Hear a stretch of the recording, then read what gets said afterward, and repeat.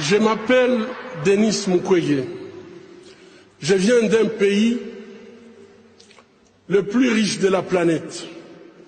Pourtant, le peuple de mon pays est parmi les plus pauvres du monde.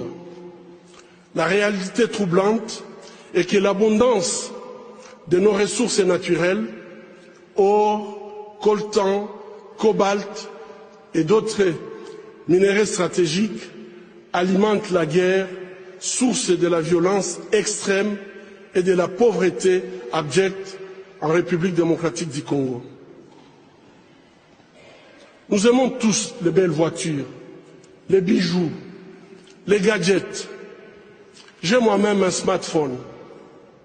Ces objets contiennent des minéraux qu'on trouve chez nous, souvent extraits dans des conditions inhumaines par des enfants jeunes qui sont victimes d'intimidation et de violences sexuelles. En conduisant votre voiture électrique, en utilisant votre smartphone, en admirant vos bijoux, réfléchissez un instant au coût humain de la fabrication de ces objets. En tant que consommateur, le moins que l'on puisse faire,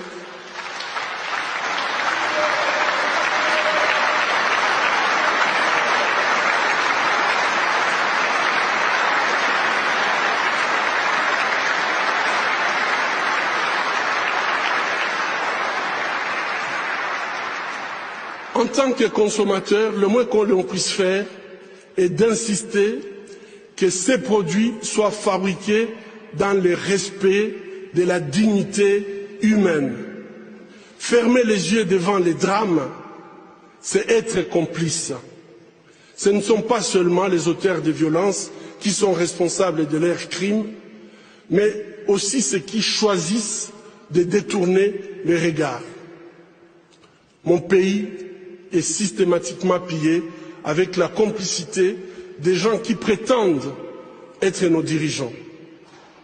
Pillés pour leur pouvoir, pillés pour leurs richesses et leur gloire, pillés aux dépens des millions d'hommes, de femmes et d'enfants, innocents, abandonnés dans une misère externe, tandis que les bénéfices de nos minéraux finissent sur les comptes opaques d'une oligarchie prédatrice.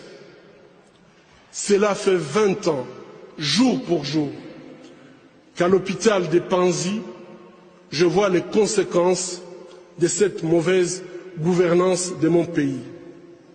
Bébés, filles, jeunes femmes, mères, grand-mères, et aussi les hommes et les garçons violés de façon cruelle, souvent en public, en collectif, en insérant du plastique brûlant ou en introduisant des objets contondants dans leurs parties génitales.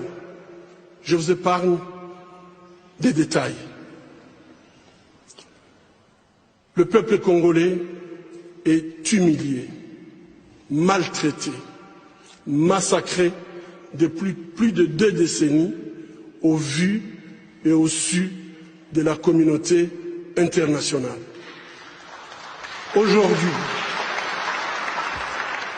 Aujourd'hui, grâce aux nouvelles technologies d'information et de la communication, plus personne ne peut dire « je ne savais pas ». Avec ce prix Nobel de la paix, j'appelle le monde à être témoin et je vous exhorte à vous joindre à nous pour mettre fin à cette souffrance qui fait honte à notre humanité commune. Les habitants de mon pays ont désespérément besoin de la paix.